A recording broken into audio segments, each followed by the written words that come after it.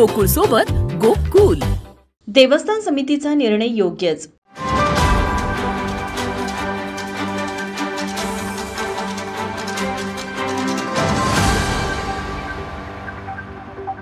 पश्चिम महाराष्ट्र देवस्थान समितीच्या वतीने श्री अंबाबाई आणि श्री ज्योतिबा मंदिरात तोकड्या कपड्यांवर बंदी घातली असून पारंपरिक वेशभूषेतच भाविकांनी मंदिरात प्रवेश करावा असे परिपत्रक जारी करण्यात आले। यावर माझा महाराष्ट्र न्यूजने भाविकांना हा निर्णय योग्य वाटतो की अयोग्य हे जाणून घेतलं।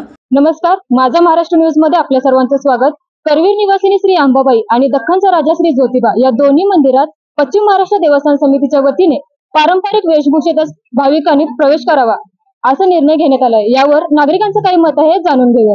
पारंपरिक वेशभूषा केली तरी काही हरकत नाही, जे आपली संस्कृती आपण जपली पाहिजे। दुरून लोक येतात तर जास्तही कंपल्शन न करता काही गोष्टी ग्राह्य म्हणजे फुल कपडे चालतंय ना। महालक्ष्मी आपल्या महाराष्ट्राचं दैवत आहे, त्याचा आपण आदर केला पाहिजे, संस्कृती जपली पाहिजे।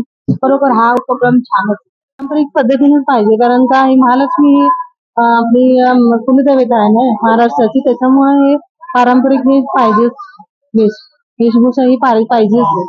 हा निर्णय घेतलेला योग्य आहे आणि देवस्थानाला घातलीच पाहिजे। पूर्ण आपल्या मराठी परंपराच आहे की साडी हा पेहराव घातला पाहिजे, पारंपरिक कपडे घालायलाच पाहिजे।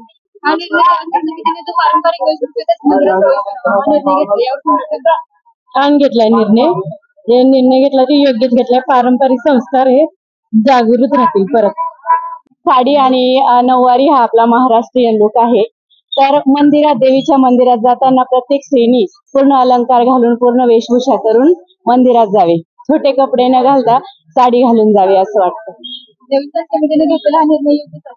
हो, खूप छान आहे हा निर्णय, आणि कुठलीही स्त्री ही साडीतच छान दिसते, इतर कुठली वेशभूषेपेक्षा स्त्री ही साडीतच छान दिसते। काही भाविकांचं म्हणणं आहे की बाहेरील राज्यातील लोकही दर्शनासाठी येत असतात, त्यामुळे देवस्थान समितीचा निर्णय बंधनकारक नसावा अशी प्रतिक्रिया दिल्या। पश्चिम महाराष्ट्र देवस्थान समितीने ज्या भाविकांना या निर्णयाची कल्पना नाही त्या भाविकांना बाहेर सोवळं नेसायला देण्याची व्यवस्था करण्यात आली आहे। माझा महाराष्ट्र न्यूज, कोल्हापूर।